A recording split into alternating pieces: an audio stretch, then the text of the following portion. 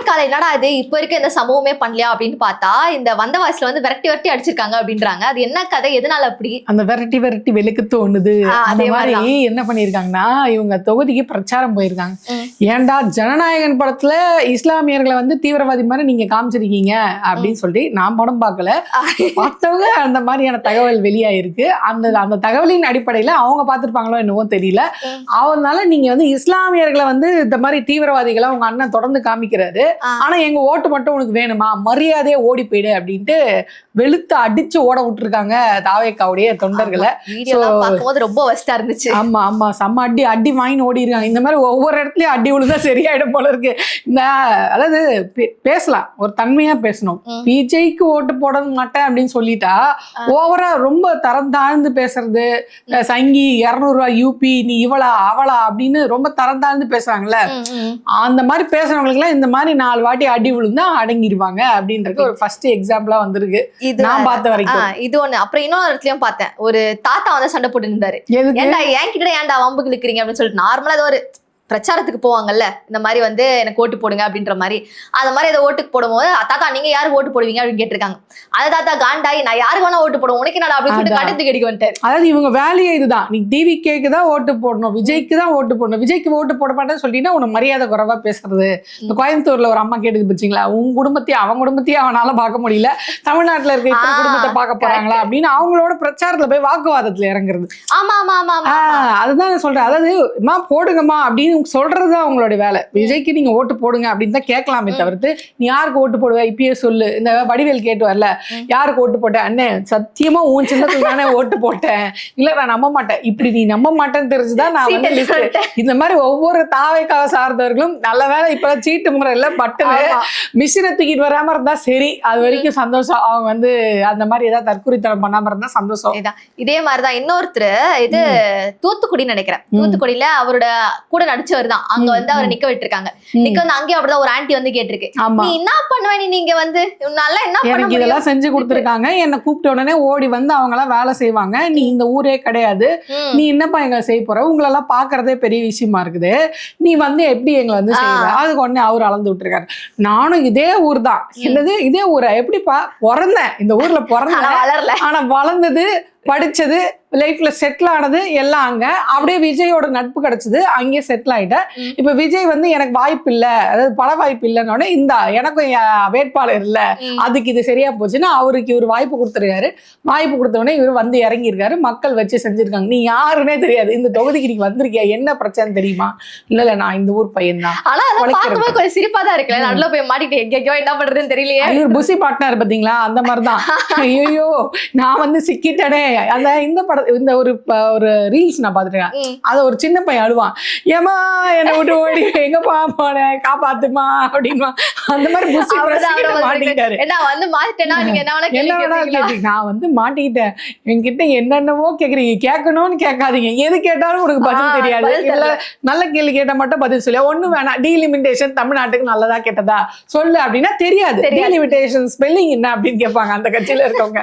இதே மத்த கேள்வி கேட்டுட்டாலும் அடுத்து தள்ளிடுவீங்க அப்படின்ற மாதிரிதான். ஆமா, இப்ப ஏதோ அவர் ஏதோ லெட்டர் விட்டுருக்காரு, நம்ம தலைவன் வந்து ஏதோ லெட்டர் விட்டுருக்காரு அப்படின்னு அவரு லெட்டர் விடுவாரு, அறிக்கை விடுவாரு, தகவல் வரும், மத்தபடி பேட்டி கொடுக்க மாட்டாரு, வீடியோ கூட போட மாட்டாரு. அவர் என்ன லெட்டர்னா அழுது விட்டுருக்காரு, அது லெட்டர்னோட வடை சுட்டுருக்காரு வாயில அப்படின்னு சொல்லி. என்ன அவருக்கு என்ன பிரச்சனைனா, திமுக இப்ப இந்த டீலிமிட்டேஷன் சம்பவத்துல ஒரு மாசான சம்பவம் பண்ணி வரலாற்று சிறப்பு மிக்க ஒரு வேலையை பார்த்துருச்சு. அதாவது ஸ்டாலின் அவர்கள் சொன்னார், நீ டீலிமிட்டேஷன் மட்டும் நீ கொண்டு வந்த மகனை 60களில் எப்படி நீ திமுக பாத்தியோ அதே மாதிரி ஃபயரான திமுக மறுபடியும் பார்க்க வேண்டியிருக்கோம், நாங்க ஏதோ அடக்கி வாசிக்கிறோம், நீ தேவையில்லாமல் எங்க சீன்ற என் மாநிலத்தோட உரிமையை பறிக்கிறது நான் கம்முன்னு வேடிக்கை பார்க்க மாட்டேன்னு அவர் சொன்னாரு. அதே மாதிரி அவங்களோட எம்பிகளும் தேர்தல் இங்க நடந்துட்டு இருக்கும், அதாவது பரப்புரை பிரச்சாரங்கள் நடந்துட்டு இருக்கும் போதும் தேர்தல் ஒரு பக்கம் போயிட்டு இருந்தாலும் அந்த பக்கம் போய் எம்பிகள் பாராளுமன்றத்துல வலுவா தன்னுடைய எதிர்ப்பை வந்து தெரிவிச்சு ரொம்ப ஸ்ட்ராங்கா நின்று ஸ்டாலின் அவர்களும் ராகுல் அவர்களும் பேசி ஒரு ஒரு ஒரு வரலாற்று சிறப்பு மிக்க சம்பவத்தை பாராளுமன்றத்துல பண்ணி இது டிஎம்கேக்கு பெரிய ஸ்கோர் ஆயிடுச்சு. இது பட்டாசு எல்லாம் வெடிச்சு லட்டு எல்லாம் கொடுக்குற அளவுக்கு ஒரு முக்கியமான விஷயம். ஆமா, ஒரு இது ஒரு வரலாறு பேசும். இப்ப இனிமே அண்ணாவை பத்தி நம்ம பேசிட்டு இருக்கோம், இந்தி திணிப்பு எதிராக கலைஞர்களை பத்தி பேசுறோம். பேசுறோமோ அந்த மாதிரி கண்டிப்பா ஸ்டாலின் அவர்களை பத்தி இந்த வரலாறு கண்டிப்பா அதை வந்து பேசும். அப்படி ஒரு சம்பவத்தை பண்ணிட்டு இது அண்ணனுக்கு வைத்தறிச்சல், ஜெலிசில் குடிச்சா கூட அடங்கல, உடனே என்ன கொளுத்தி போட்டாருன்னா பாருங்க, தேர்தல் பரப்புரைக்கு எங்களுக்கு வந்து அனுமதி வந்து கொடுக்க மாட்டாங்க, அதிகாரிகளை வந்து திமுக கைக்குள்ள போட்டுட்டு எங்களுக்கு வந்து இந்த மாதிரி பர்மிஷன் கொடுக்க மாட்டாங்க. ரெண்டாவது இன்னொன்னு சொல்லியிருக்காருன்னா, நீங்க வந்து இந்த நேரத்துல திமுக உங்களை டைவர்ட் பண்ணும், அதெல்லாம் உங்க கவனத்தை செலுத்தாதீங்க, இப்படியே செலுத்துங்க, இதுல கோலம் போறதுல செலுத்துங்க. என்ன பிரச்சனை நடந்துட்டு இருக்கு? அதுதான் டெலிமிட்டேஷனை வந்து இது பண்ணி அவங்க இப்போ ஃபுல் ஃபோக்கஸ், தமிழ்நாடோட ஃபுல் ஃபோக்கஸ், இந்தியாவோட ஃபுல் ஃபோக்கஸும் இங்க ஸ்டாலின் அவர்கள் மேல இருக்கு. சோ இதுல மக்கள் ஏதாவது ஸ்கோர் பண்ணி அவர் வந்து இது வந்துட போறாரு, ஸ்கோர் அடிக்கிறாரு, சிக்ஸா உழுந்துட்டு இருக்கே, போடுற பால்ல என்ன பண்றதுன்னு தெரியலன்னு வழக்கமா திமுக சதின்னு சொல்லுவாங்க. இந்த வாட்டி திமுக சதி அப்படின்னு சொல்ல முடியாது, அதனால அதிகாரிகளை கைக்குள்ள போட்டாங்க. நான் கேட்கிறேன், அந்த மாதிரி பண்ண முடியுமா? உங்க கட்சிக்கு ஆதவ அர்ஜுனா தான் சொன்னாரு, தேர்தல் அறிவிச்சுட்டா தேர்தல் ஆணையத்தோடைய கண்ட்ரோலுக்குள்ள ஒட்டுமொத்த அரசு இயந்திரமும் அங்க போயிடும், இவங்களால ஒண்ணும் பண்ண முடியாது, மாநில அரசு கீழே வராது, இந்த மாதிரி தேர்தல் ஆணையத்துக்கு கீழே தான் வரும்னு ஆதவ அர்ஜுனா தான் சொன்னார். இப்போ கலெக்டர்ல இருந்து காவல்துறை வரை எல்லாமே எலெக்ஷன் கமிஷன் கீழே தான் இருக்கும். அப்படி எந்த அதிகாரியுமே வந்து யார் கூடயும் தொடர்புல இருக்க முடியாது, எந்த கட்சியும் ஆதரித்து கூட பேசக்கூடாது, எலெக்ஷன் கமிஷன்ல வேலை செய்யறாங்க. அப்படி இருக்கும்போது இந்த மாதிரி அதிகாரிகள்லாம் வந்து இவங்க ஃபேவரா இருக்காங்க, டிஎம்கே ஃபேவரா இருக்காங்கன்னா ஆதாரம் இருந்தா போய் கம்ப்ளைண்ட் பண்ணு.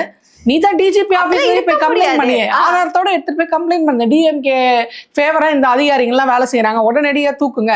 நீ ஆல்ரெடி கம்ப்ளைண்ட் பண்ணது தானே, இந்த அதிகாரி மத்த அந்த அதிகாரி மத்த கம்ப்ளைண்ட் பண்ணாலும் போய் கம்ப்ளைண்ட் பண்ண வேண்டியதானே. அதை விட்டுட்டு எதுக்கு பிளெயினா ஸ்டேட்மெண்ட் கொடுக்குற?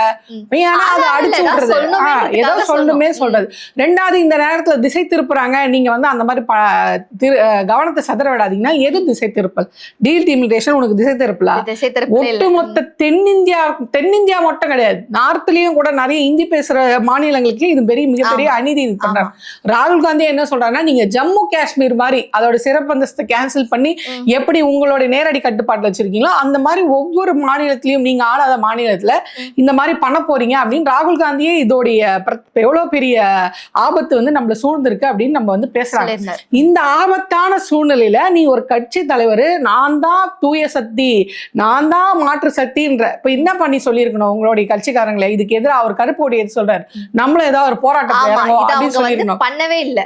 ஆனா இவரு தாவேகா சார்பில் நம்ம வந்து பாத்தீங்க அப்படின்னா எந்த ஒரு விஷயம் எடுக்கட்டுமே அவங்க ஏன் எதுக்குமே அந்த வாய்ஸ் அவுட்டே பண்ண மாட்டேங்கிறாங்க? பண்ண மாட்டாரு.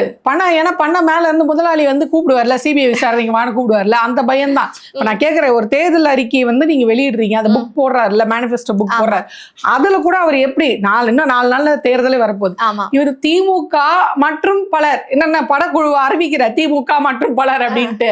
அவரு நான் என்ன சொல்றேன், திமுக மட்டும் ஷார்ப்பா திமுகன்னு சொல்ல முடியல. இப்ப அதிமுக பாஜக எதிர்த்து தானே இருக்க, அதிமுக பாஜகன்னு சொல்ல வேண்டியது தானே, என்ன பயம்? மாட்டாங்க. ஏன் சொல்ல மாட்டேன்? அது ஆக்சுவலி அவங்க கான்செப்ட் என்ன தெரியுமா, என்னன்னா இப்போதைக்கு ரூலிங் பார்ட்டியா இருந்தவங்க டிஎம்கே தான், அதனால அவங்க தான் நமக்கு வந்து ஸ்ட்ரெயிட்டான ஒரு பர்சன், சோ அவங்கள தான் தாக்கி பேசுவோம். ரூலிங் பார்ட்டி அடிச்சா நம்ம எதிர்கட்சியா வரலாம் அப்படின்னு அவர் பிளான் பண்றாரு. நான் இப்ப கேக்குறேன், நாடே பத்திட்டு இருக்குது. இப்ப எல்லாம் அவங்க கருப்பு கொடி ஏத்துறாங்க, டீலிமிட்டேஷனோட நகலை எரிக்கிறாங்க, அந்த பக்கம் ஸ்டாலின் போன் அடிக்கிறாரு, இங்க பெரிய பிரச்சனை வருது, எம்பிங்க டெல்லிக்கு ஓடுறாங்க, அப்படி பத்திட்டு போகுது. நீங்க என்ன பண்றீங்க?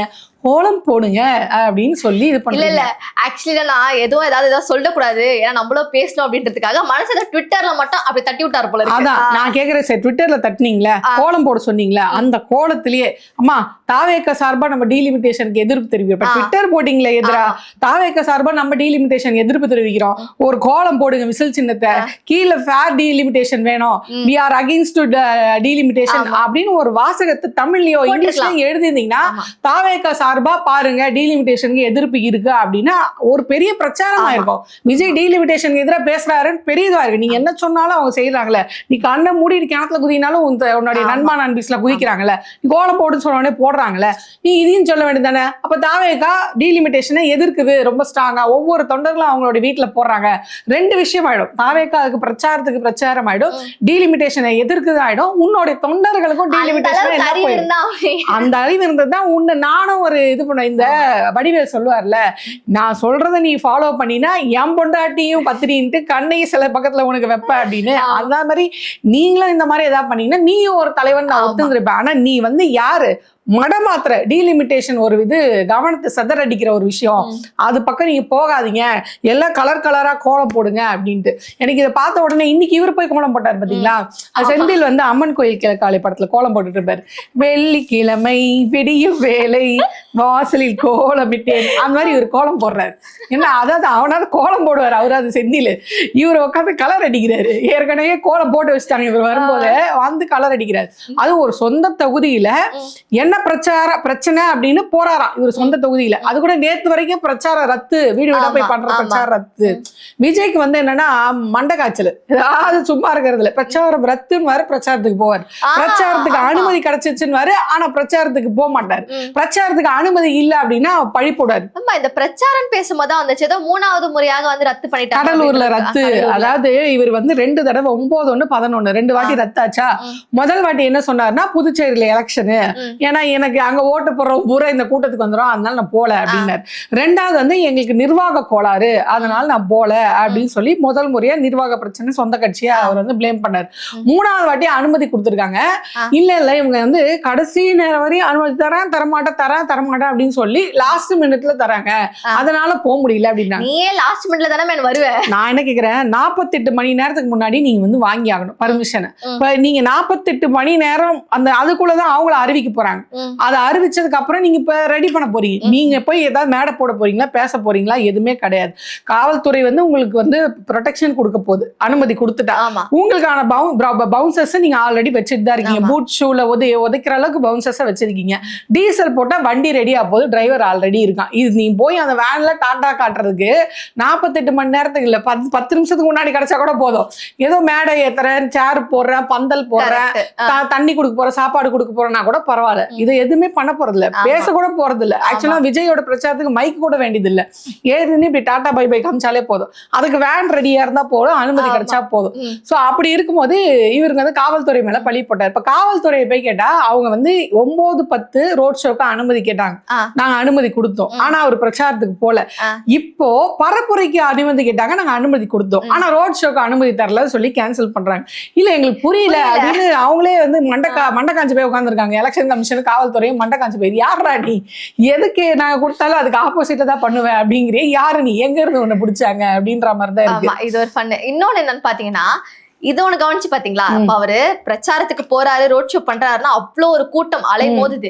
ஆனா இப்ப வீடு வீடா போனப்போ கூட்டத்தை காணோம். அதான் இவர் இன்னும் 4 தடவை போனாருன்னா இந்த இன்னைக்கு வந்தாங்களா அந்த 50 பேர் அவங்க கூட வரமாட்டாங்க. உண்மையிலே விஜய் அவர்களை இன்னும் 4 வாட்டி இந்த மாதிரி அமைச்சிங்கன்னா விஜய் அவர்களுக்கு எவ்வளவு ஆதரவு அந்த பெரம்பலூர் இருக்குன்னு தெரிஞ்சிடும். ரசிகர்கள் வித்தியாசம் இருக்கு, அதுக்கப்புறம் தொண்டர்கள் யாரு ஓட்டு போடுவாங்க அப்படின்ற ஒரு வித்தியாசம். அதுல இன்னொரு இது என்னன்னா, இவர் வீடு வீடா பிரச்சாரத்துக்கு போறாரு, நான் கூட சரி ஆதவர்ஜுனா போறாரு பாத்தீங்களா, அவரு அந்த விஷயத்துல அவர்களை பொய்யா பேசினாலும் பிரச்சார வீடு விட போறாரு. ஏன்னா இவர் யாரும் சட்டம் பண்ண மாட்டாங்கல்ல, அதனால போய் ஓட்டு போடுங்கமான்றாரு. இவர் வந்து வரலாற்றிலே இந்த மாதிரி ஒரு தலைவர் வந்து வீடு விடா போய் பிரச்சாரம் பண்ணது இல்ல. இந்த கோலம் போடுறதுக்குன்னு ஒரு டீம் வச்சிருந்தாருல, ஒரு அம்மா புடவை கட்டிட்டு, இன்னொரு அம்மா பிங்க் சுடிதார் போட்டு, ஒரு அம்மா நீல கலர் சுடிதார், இந்த 3 பெண்மணி கூட கலர் அடிச்சாரு, ரங்கோலி கலர் அடிச்சாரு. அதுக்கப்புறம் அதுலயே ஒரு அம்மா பூ போட்ட புடவை கட்டிடுது, அந்த அம்மா வீட்டுக்கே போனாரு, அங்கேயே வந்து தண்ணியை வாங்கி குடிச்சாரு. அந்த மாதிரி திருநூறுல வச்சு விட்டாங்க, அந்த வீட்டுல இருந்து வெளியே வந்தாரு. திருப்பி இன்னொரு அவங்க தொண்டர்களே போல இருக்கு, அவங்க வீட்டுக்கும் போனாரு, திருப்பி அங்க தண்ணி வாங்கி குடிச்சிட்டாரு, அப்படியே வந்து கார் ஏறி போயிட்டாரு. இந்த மாதிரி வீடு வீடா போய் பிரச்சாரம் பண்ண முதல் தலைவர் விஜயா தான் இருப்பாரு.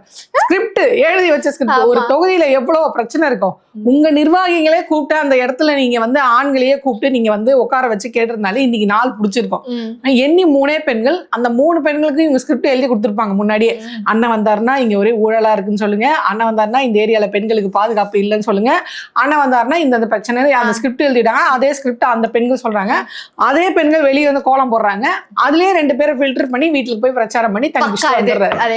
இதுக்கு பேரு வீடு வீடா போய் பிரச்சனை. இது எதுக்கு குடிக்கு, இதுக்கு ரத்தே பண்ணிட்டு போயிருக்கலாம்ல, கூட்டமாவது வந்ததா. இப்ப சாயம் வெளுத்துருச்சு, அண்ணனுக்கு கூட்டம் இல்ல அப்படின்ற மாதிரி நல்லாவே தெரிஞ்சு. அது டி நகர்ல தெரிஞ்சு போச்சு. டி நகர்லயே பாத்தீங்களா எவ்வளவு காலியா இருந்தது, கூட்டம் இல்ல அப்படின்னு. ஆக சென்னையில உனக்கு ஒண்ணும் வாய்ப்பு இல்ல அப்படின்ற மாதிரிதான் இருக்கு. இதெல்லாம் பார்க்கும்போது இன்னொரு 4 தடவை அவர் வந்து பெரம்பலூர் பக்கம், அதுவும் சொந்த தொகுதி, அவர் அங்க போய் நிக்கிறாரு. இவர் சொன்னார்ல, நம்ம மத்த நாட்டுக்கு என்னவா இருந்தாலும் தொகுதிக்கு எம்எல்ஏ அப்படின்றாருல, உன்னை எம்எல்ஏ இல்ல வார்டு கவுன்சிலரா கூட ஆக்க மாட்டாங்க, அந்த அளவுக்கு உனக்கு வந்து அந்த இடத்துல விஜய் அவர்களுக்கு அவருக்கு பெரிய பலம் இருக்கு அப்படின்றத எவ்வளவு பலம் இருக்குன்னு இன்னைக்கு காமிச்சிருக்காங்க. உன்னோட சொந்த தொண்டர்களே 50 பேருக்கு மேல தாண்ட மாட்டாங்க போல இது பெரம்பூர்ல இன்னைக்கு.